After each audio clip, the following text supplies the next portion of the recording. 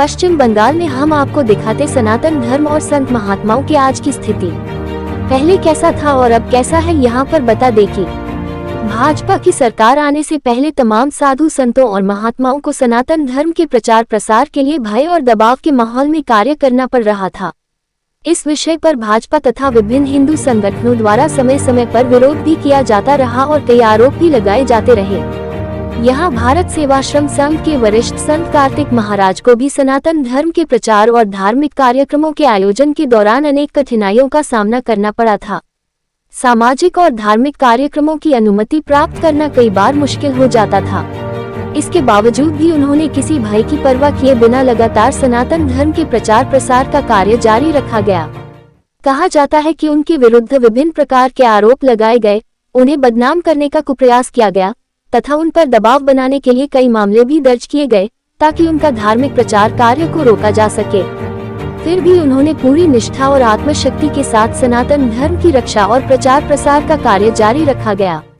समर्थकों के अनुसार पश्चिम बंगाल में भाजपा की सरकार बनने में स्वयं महाराज जी का और उनके शिष्यों तथा धर्म प्रेमी अनुयायियों का भी काफी महत्वपूर्ण योगदान और सहयोग रहा,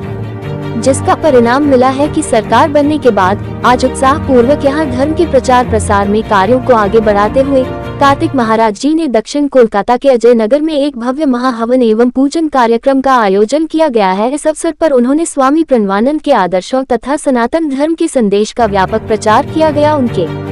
इस धर्म प्रचार कार्यक्रम में सामाजिक कार्यकर्ता रनोदा प्रसाद दास, कौशिक दत्ता मजूमदार तथा उत्तम राय ने भी सहयोग किया। पूरा अंत तक देखिए ग्राउंड रिपोर्टिंग, और अगर इस चैनल को सब्सक्राइब नहीं किया तो अभी कर लीजिए। कार्तिक महाराज भारत सेवाश्रम संघ की एक बड़ा साधु महाराज है, साधु संत है।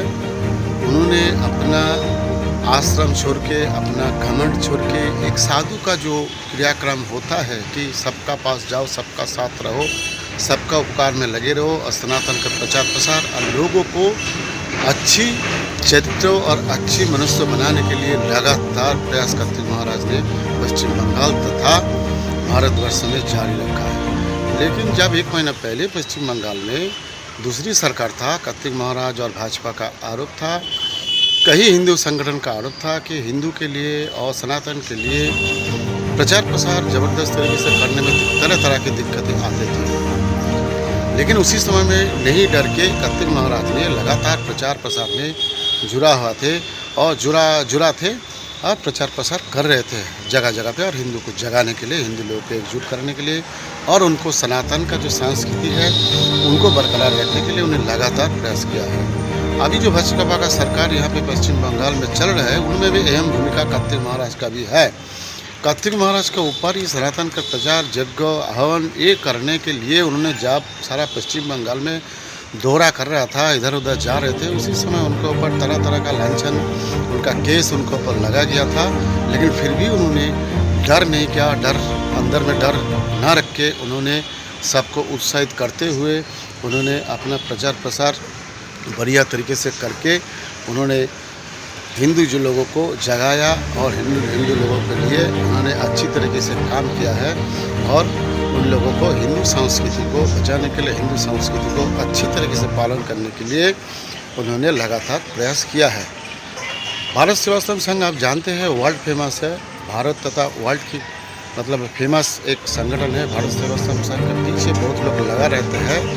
उनको मतलब